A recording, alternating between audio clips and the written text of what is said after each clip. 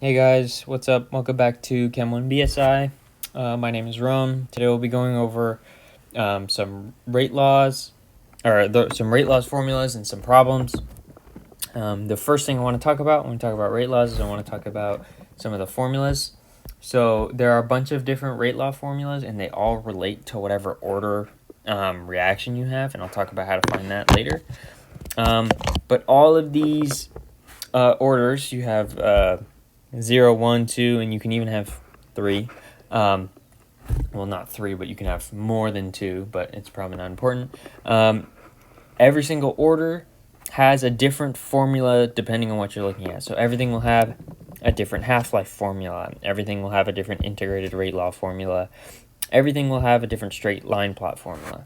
So just make sure if you see a formula, you can tell what order you have, because sometimes you'll have to go from formula to order.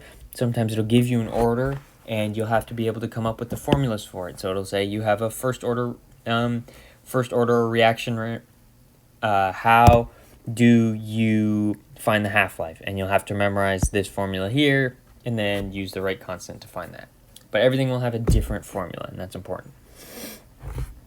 So just make sure. This one, I found this table online from a textbook. You can probably look it up and find something similar that's more like what you've been using in class. But just be familiar with one of these things in case your professor gives it to you for a test or you just have to memorize it. Just make sure you become familiar with these sort of tables. The next thing I want to talk about is how to find the orders. So there are usually around 3 ways that you can find these orders. There's might be a couple more, but these are like the most common ones you'll probably have to use to find what order you're looking at. The first one is the information is given to you, and that's saying like something like you have a first order rate law reaction, or maybe you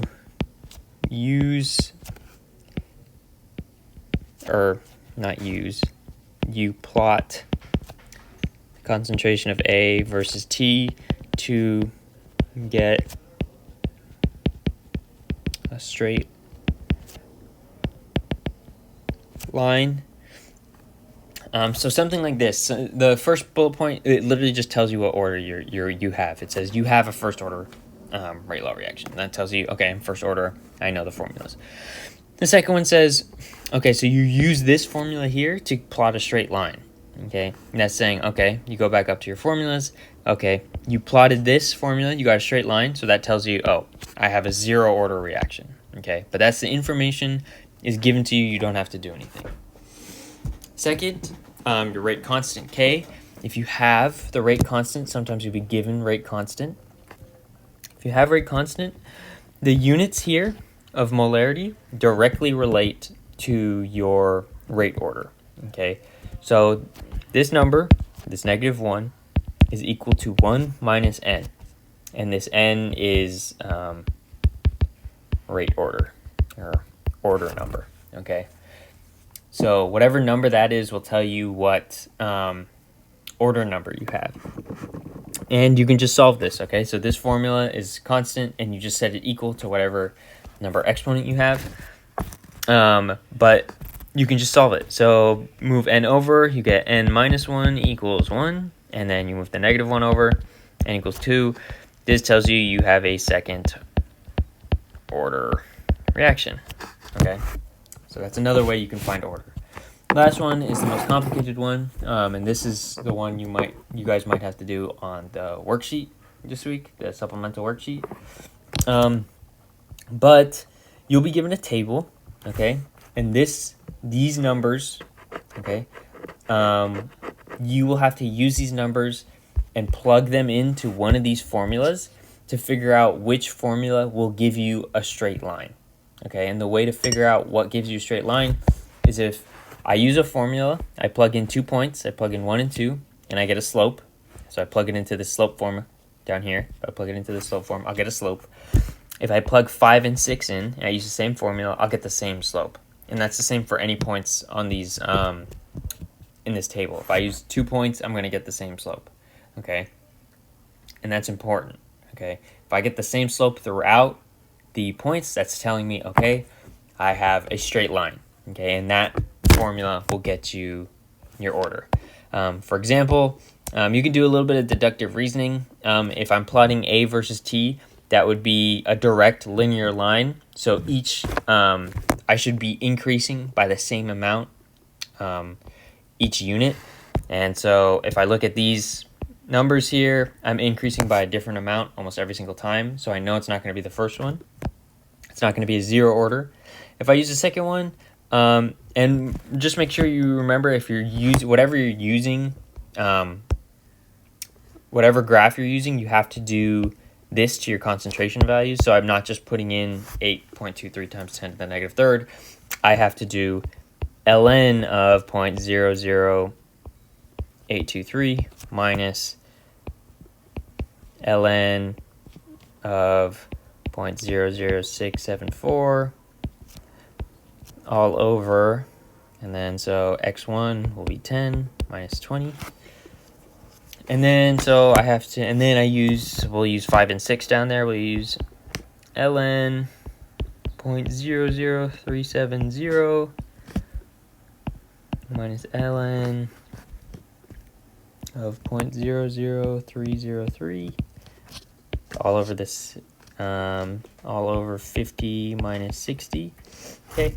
If I do both of these, and I already have the calculations ready, but if I do both of these, I get negative 0.0299. Negative 0.0299. Okay. So both of those give me the same number, and that tells me that using the natural log concentration will give me a straight line. So that tells me, okay, I'm using this one here. So my order is it's a first order reaction. That one's probably the hardest. You just have to take 2 points.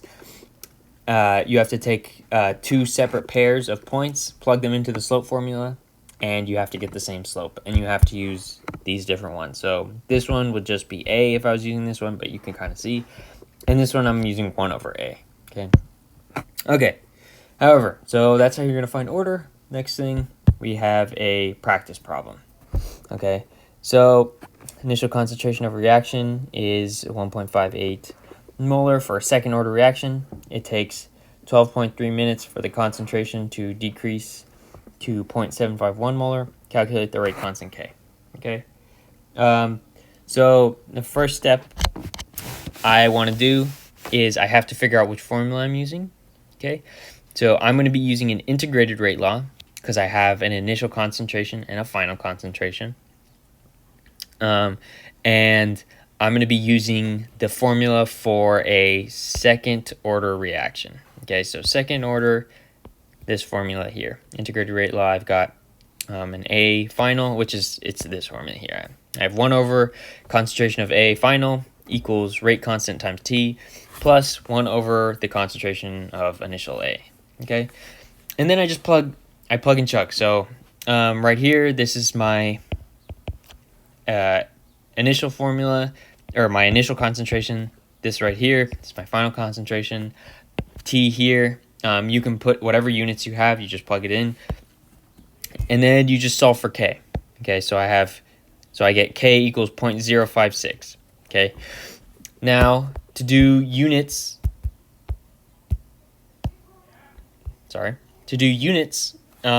you have to use a similar formula to what we used before. So whatever time you had at the beginning, you just stick a -1 on it. It's minutes to the -1. That's easy for time. But for molarity, remember, the number here, x, is going to be equal to 1 minus the rate law. Okay, so x is equal to 1 minus the rate law, which was 2. So x is equal to -1. Okay, so that is going to be m to the -1, molarity to the -1, and that's what we have here. Okay, so I hope that helped you guys. If you want any additional help, feel free to do the worksheet this week. It's really good practice for these rate laws. It has a pretty difficult question, and if you have any questions about the worksheet, feel free to drop by any of our office hours. All right, thanks guys. Good luck this week. Good luck on finals.